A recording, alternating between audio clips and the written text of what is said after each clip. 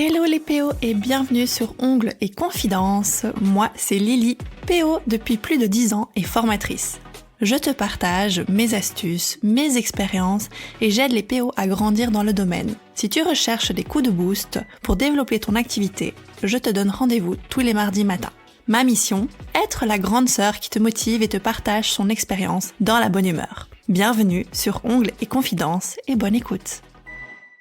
Salut toi et bienvenue dans l'épisode numéro 5 de ce podcast Ongles et Confidences. Aujourd'hui, je vais te parler du fait que tu ne peux pas plaire à tout le monde. Mais avant tout, je t'invite à t'abonner au podcast si ce n'est pas encore fait, mais aussi de me laisser ton avis que je partagerai sans doute dans un prochain épisode. Je tenais aussi à te remercier pour ton soutien et ton partage en story, ainsi que les messages que je reçois en privé, ça me va vraiment droit au cœur. Sache que je prépare des futurs épisodes où je serai pas toujours seule, mais parfois avec des invités spéciaux. Donc, s'il y a quelqu'un que tu souhaiterais entendre et que tu as des questions précises, viens me laisser un commentaire ou me l'indiquer en privé. Est-ce que tu as déjà remarqué qu'il y avait une différence de style dans les marques, que certaines marques sont plus bling bling et d'autres plus classiques? D'ailleurs, je me souviens qu'à l'époque, quand j'étais moi-même dans une marque, j'étais chez Indigo, on m'a dit que mes poses d'ongles étaient très Indigo. Et maintenant, avec du recul, je me rends compte que oui, c'est vrai, effectivement, Indigo a un peu son style, que ce soit dans la forme des amandes, dans la manière de prendre ses photos, dans les nail art qu'on fait sur les ongles. Indigo a son style. Et du coup, en fait, ce que je veux ici faire comprendre à travers ce podcast, parce que tu t'es dit, oui, mais on peut pas plaire à tout le monde, les marques aussi ne peuvent pas plaire à tout le monde. C'est-à-dire que des personnes qui sont chez Indigo ont un certain style. Les personnes qui sont par exemple chez Nails Company ont un certain style. Les personnes qui sont chez ProNails ont un autre style. D'ailleurs, ProNails, qui est quand même une marque qui est assez classique ici en Belgique. Je sais pas trop s'il y a un équivalent en France de ProNails qui se place sur le marché comme étant très classique. Des poses très classiques, courts, etc. Mais en tout cas, on voit vraiment une différence qui est assez marquante entre les marques. On voit vraiment des types de prothésistes ongulaires qui vont aller vers certains types de marques parce qu'elles sont attirées par ces marques, parce qu'elles s'identifient à ces marques-là. Donc, chaque marque a son client idéal. Tu ne l'as peut-être pas remarqué ou peut-être que tu l'as remarqué, mais chaque marque a son client idéal. Et comme à l'école, à l'époque, dans la cour de récré ou que ce soit en classe, on s'associait à des filles qui nous ressemblaient. Donc on se rapprochait de certains groupes de personnes. Il y avait la team qui était plutôt emo, qui aimait bien les Tokyo Hotel, etc. On avait la team Lolita, donc vraiment des filles qui étaient toujours bien habillées, qui étaient aux dernières tendances, que ce soit la mèche sur le côté, la grosse mèche sur le côté, ou les vêtements, les dernières bottes, dernier cri, ou le sac à main qui servait de cartable. On avait aussi le groupe d'Intello, la team Intello. On s'associait soi-même plus à tel ou tel groupe de personnes, sans rentrer dans les détails de la pression sociale ou du harcèlement. Ici, je veux vraiment parler du fait qu'on s'associe à un certain type de personnes. Et du coup, chaque marque dans les ongles parle à une personne. Et c'est pareil pour la clientèle. Si tu es une personne complètement allumée, avec des cheveux colorés par exemple, tu vas attirer des clients de ton univers. Et c'est la grosse fiesta en même temps que la prestation. Ça va vraiment être déconnade et vraiment vous allez avoir les mêmes centres d'intérêt, vous aimez les mêmes artistes, les mêmes goûts musicaux quasi et les mêmes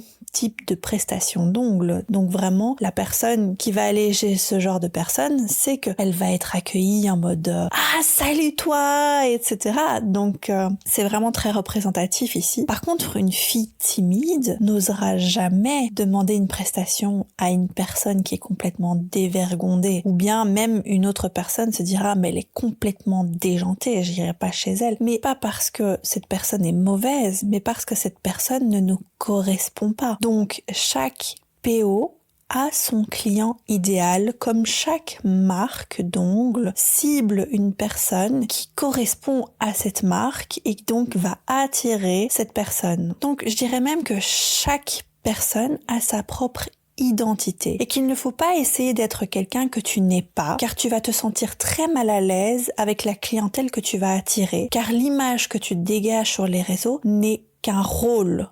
Ce n'est pas ce que tu es réellement. Et du coup, tu vas difficilement avoir des affinités avec ta clientèle. En tout cas, le courant va pas très bien passer parce que tu as dégagé quelque chose sur les réseaux qui n'est pas la réalité. Ta personnalité, si elle est timide et qu'elle n'est pas extravagante, il ne faut pas qu'elle soit extravagante sur les réseaux sociaux. Il faut pas que tu deviennes quelqu'un que tu n'es pas juste pour essayer de plaire à une clientèle qui ne te correspondra pas. Parce que il suffit d'un rendez-vous et la personne va s'apercevoir que pas la même personne que sur les réseaux sociaux. Et du coup, elle ne va pas rester. Elle ne sera pas fidèle à toi parce qu'elle va se sentir soit mal à l'aise, parce que si maintenant tu joues la personne très timide sur les réseaux sociaux et qu'en réalité tu es une brute et que tu gueules, façon de parler, la personne elle va se dire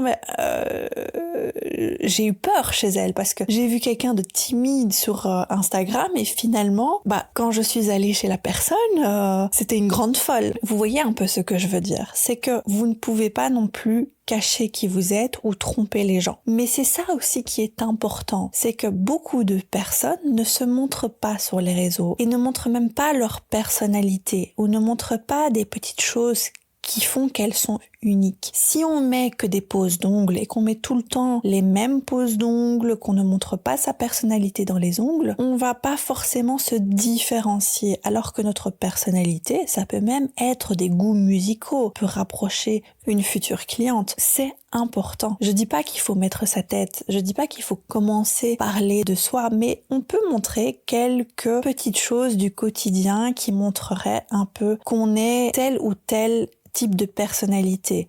D'ailleurs, on sait que chez moi, on peut parler librement de la sexualité, mais pas parce que j'en parle sur mes réseaux, mais parce que vous avez certainement déjà vu mes toiles où je peins des pénis, des vagins ou des seins. Donc, je n'ai pas forcément ouvert ma bouche ou je n'ai pas forcément dit en story « Venez chez moi, on peut parler ouvertement de notre sexualité ». Non, je n'ai pas fait ça. Mais par contre, j'ai montré cet aspect de ma personnalité, cet aspect de mon ouverture d'esprit à travers des petits signaux qui montraient que chez moi c'est possible. D'ailleurs, j'ai beaucoup de clients qui se confient du coup sur leur sexualité. Et oui, les hommes, on est aussi des psys et des sexologues.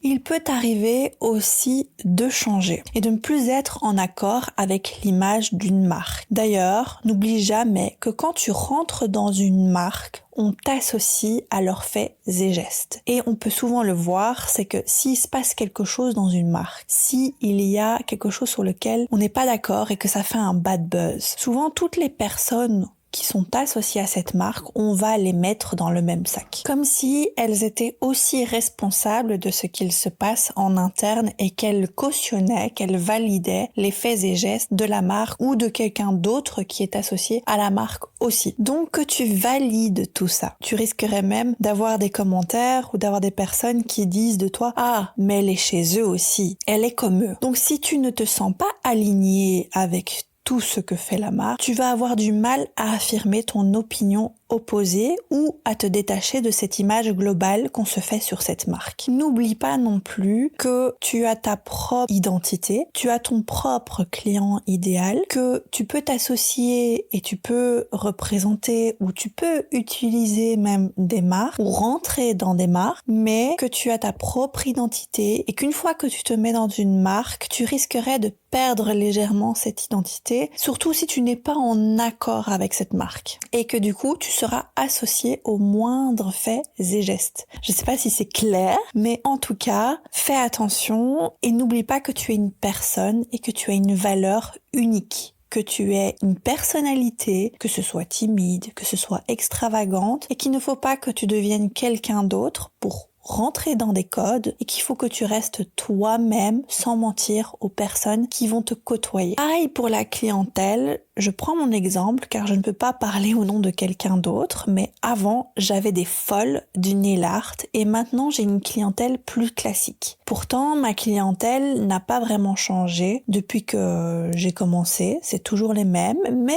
elles ont vieilli avec moi, ce qui est bien parce que ce qui veut bien montrer qu'on peut changer, que notre identité, elle peut évoluer, changer. On peut changer de personnalité. On peut sortir, et pourtant je culpabilisais. Je me disais, mais je ne fais plus de nail art, les gens me suivaient pour ça, etc. Mais j'ai le droit aussi, et c'est tout à fait normal, de changer avec le temps. Comme j'ai pu quitter Indigo parce que je me sentais plus alignée avec l'image d'Indigo, que je voulais être une personne à part entière. Et du coup, je ne me suis pas non plus associée à une autre marque pour les mêmes raisons. Je voulais juste être moi, une personne à part entière, et ne pas être associée aux faits et gestes de quelqu'un d'autre, d'avoir ma propre personnalité. Donc cet épisode de podcast, il est vraiment plus là pour te dire que tu ne peux pas plaire à tout le monde et que tout le monde ne plaît pas à tout le monde, que tu auras des personnes qui seront idéales pour toi et que les personnes qui ne t'apprécient pas, c'est pas grave, c'est pas parce que toi tu as un problème, c'est parce que tu ne corresponds pas